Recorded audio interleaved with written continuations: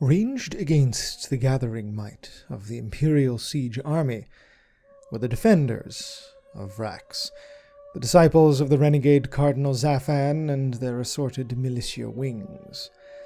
While intelligence provided to the Imperial Segmentum Command noted that this ragtag army was a little better than an armed mob as of the time of the failed Officio Assassinorum mission to eliminate the Cardinal, senior strategic adepts advised that this would not be the case by the time any such retribution army made planetfall. In this, they were quite correct. Know then that this is a further record of the calamitous Siege of Vraks, being in part a discussion of the armies mustering prior to that dreadful battle. Cardinal Zafan and his second-in-command, Deacon Mammon, had, prior to their rebellion, inducted into their inner circles a great many of Vrax's planetary defense force officers, and to these individuals the task of making an army out of the faithful was rapidly delegated. While the Cardinal's forces occupied defenses second to none, and had at their disposal entire crusades' worth of arms and armaments looted from the Departamentum Unitorum, training would be necessary to make them capable of resisting in any form of coherent fashion. The Cardinal was fortunate indeed that Deacon Mammon's efforts with the PDF had been so successful, as it would form the core around which the vast waves of new Vraxian militia were drafted into the armed forces and ultimately integrated into a wider strategic plan. While the heretical PDF officers drilled their new soldiers into something ever more resembling a coherent force of arms, the disciples of Zafan moved amongst them, preaching the Cardinal's word. Retribution would come, they declared, unjust legal aggression against Zafan and his true word. The soldiers of Vraks could expect no quarter and were instructed to give none. The Cardinal desired the world to become a slaughterhouse of the non-believers, a charnel pit where the unworthy would perish in the fires of his will. Those that fought for their Cardinal would be greatly rewarded, the disciples promised, while those found shirking their duty would face immediate summary execution at the hands of the brutal enforcers. As the ponderous wheels of imperial logistics turned, the army of Vraks mustered, trained, and practiced in all manners of defensive siege warfare, from infantry formations to artillery ranging drills, and grew more prepared with each passing month. At best imperial estimate, the population of Vraks at the time of its fall had been some 8 million souls. No exact figures were available, and none besides would allow for an estimate of just how many of these could be considered of fighting age. But, as the many traitors to the Emperor, and it must be acknowledged the Imperium itself, is wont to use child soldiers, as well as the elderly and the infirm, with no qualms, each citizen of Vraks was considered by imperial calculations as a traitor and an enemy combatant. In reality, the force that would eventually coalesce under Zafan's rule could be divided into 4 distinct tiers. The disciples of Zafan expanded their role into a full military formation. No longer merely the Cardinal's inner circle, they were now his finest soldiers, their dedication rewarded with the best equipment, and their loyalty to Zafan absolute in its integrity. Comprised of the core of the traitor PDF, they were, by strategic estimates, easily the most capable and dangerous of the Cardinal's forces, and, unfortunately for the Imperium, no estimate could be made as to their present disposition. Following these, in the line of hierarchy, was the Planetary Defense Force, also known as the Garrison Auxilia, as, unlike regular PDF regiments across the Imperium, these were on permanent station at the Citadel of Vraks even during peacetime. Similar to other PDFs, they did not possess the regular training or equipment that frontline Astra Militarum regiments did, but these issues were generally mitigated, in the eyes of Imperial strategic planning, by two factors. In the case of training, the Vraks Auxilia possessed a higher than average percentage of combat veterans in its officer corps than regular PDF regiments, owing to Vrax's importance within the Departamento Munitorum's supply chain. In the case of equipment, this was entirely mitigated by the plundering of Vrax's armory, supplying the entire PDF with a dozen regiments' worth of equipment, artillery, ammunition, and vehicles, all generally of routine Imperial Guard issue, but some of rarer quality. How well drilled the garrison auxilia would be was considered a question Imperial operations could not account for.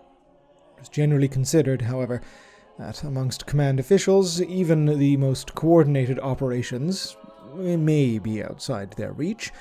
Their ability to defend a highly defensible and, as one colonel noted, fundamentally idiot-proof position was solid, rendering the PDF a far greater threat than their pre-war status would typically belie. As a significant part of the Vraxian population, two more groups were considered within forward planning for the siege. The Labor Corps, as technical non-combatants, were placed below the PDF on the Imperial estimate of threat, but included regardless. The Departamento Munitorum had maintained a significant indentured servitude division upon Vraks, containing an also significant amount of abhuman mutant strains suitable for labor, notably Ogrins. Their function was direct, and their jobs thankless and punishing. Many had lived lives of nothing but brute manual labor, constructing and maintaining the world's infrastructure, transporting goods, maintaining warehouses, storage vaults, and ammo dumps, all under the eyes and lashes of their Munitorum overseers. Many had been sentenced to this life as punishment for one crime or other under the Lex Imperialis on worlds far, far away, consigned to the barren planet of Vraks as a prison to make their restitution to the God Emperor through hard work. They bore their masters no love, and had joined the Cardinal's uprising incredibly willingly, seeing, if nothing else, an opportunity to shuck the yoke of the Munitorum and punish their overseers for their brutal quotas with appropriate punishments.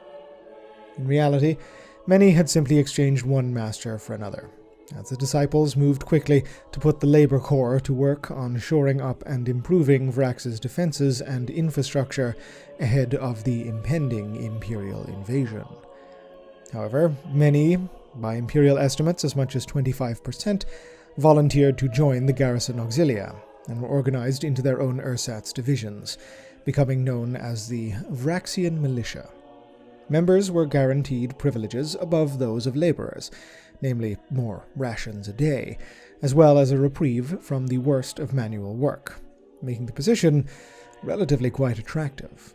With training officers seconded from the PDF and equipment doled out from the armories, their sheer quantity, if not quality, made them a considerable asset to Vrax's defenses, allowing the better-trained troops to occupy the most vital positions in the defense lines, while the militia could be relied upon to hold the bulk of the fortifications as a third-line force. Finally, there existed one more human resource Zaphan's traitors could call upon: the massive horde of itinerant pilgrims present upon Vraks either for worship at the Citadel's cathedral or because they had followed the Cardinal there. Their numbers were utterly impossible to estimate, as many were considered fallen through the uncaring cracks of imperial bureaucracy, but they most certainly numbered in the hundreds of thousands, if not potentially the millions, lacking anything even approximating military training, and not considered priority in any way to receive what the PDF and militia were being doled out. They were nevertheless numerous and, more importantly, fanatically loyal to the Cardinal. These wretches almost certainly knew not who they would be fighting or why, but Zaphan's preachers wove through their ranks great tales of coming enemies, heretic monsters coming to take away the Cardinal unlawfully. Even the most careless person, when armed with a gun, is dangerous, and the disciples knew that these pilgrim hordes, if armed, could serve as mobile cannon fodder, helpful distractions, should they be needed. In summary, While the defenses of the citadel of Vraks and its environs were not manned by what could generally be considered professional heretical soldiery, they had many advantages that served as potent force multipliers in their favor. A superlatively defensible position, abundant manpower, and an armory overflowing with potent and reliable arms and armaments. All of this was both supplemented and indeed bound together by a shared fanatical ideology.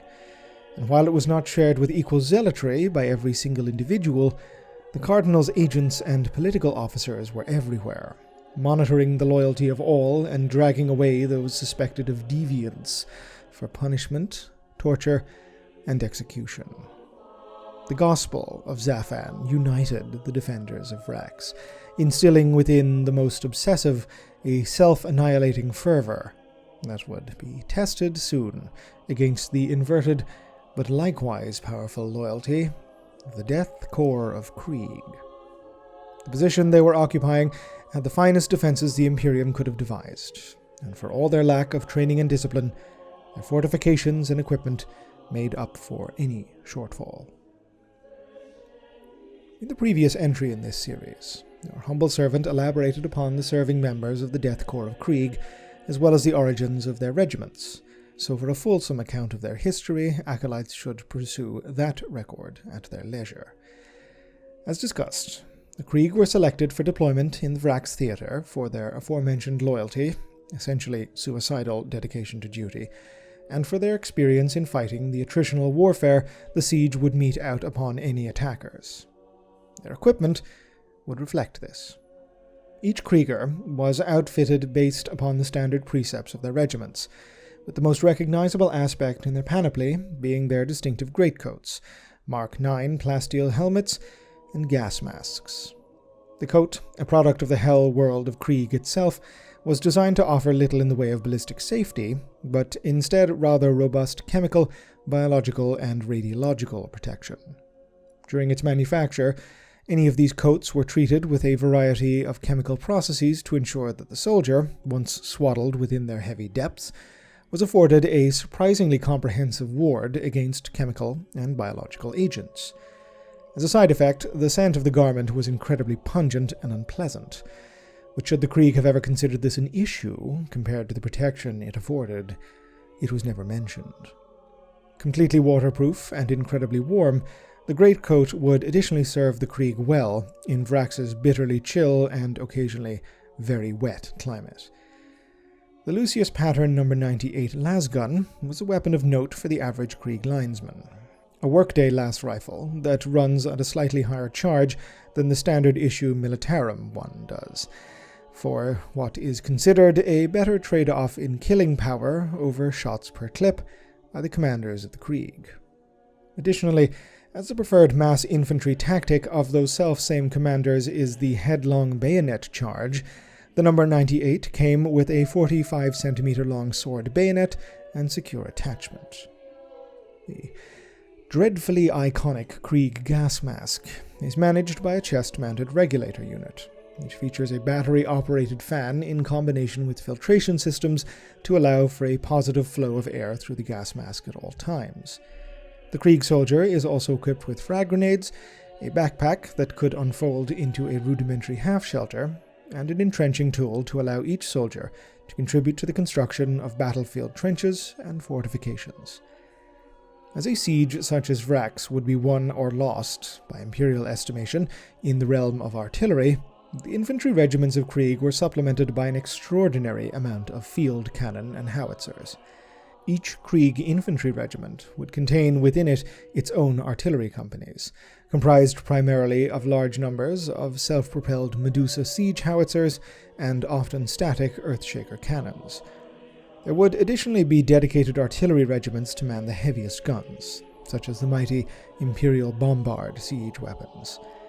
Armor was given far less priority in the Imperial forward planning, as Strategic Command did not expect any mass tank engagements to be likely, given that any armored sally from the Vrak citadel on the part of the defenders would be beyond suicidal.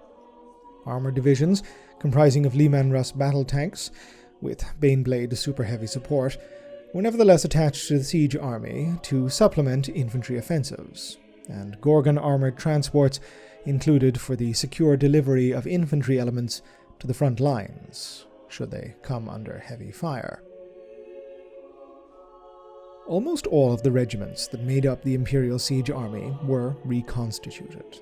They had long and proud histories of service to the Imperium, but given eye-wateringly high mortality rates typical of Krieg regiments, they had been rotated back to their radiation-soaked homeworld. The surviving veterans either transferred out to other frontline battalions or promoted and retained as officers. The overwhelming majority were fresh recruits, although one must of course put aside concepts of what fresh means in this particular case. The world of Krieg, or at least its surface, was a nightmare hellscape occluded under seemingly interminable nuclear winter. A blasted wasteland of planetary scar tissue left over from the civil war that made it so. In this crucible were the Krieg trained, their entire society given over to the production of more bodies, more souls, for the Emperor's eternal wars. Their quartermasters were harsh and exacting beyond any measures the Astra Militarum set.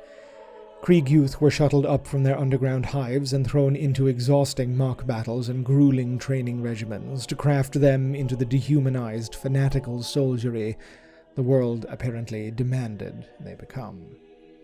This selfsame soldiery that were embarking upon the mustered transports to join the siege army were no callow youth. They were disciplined through traumas beyond the standards of the vast majority of the Astra Militarum, whatever their actual age may have been.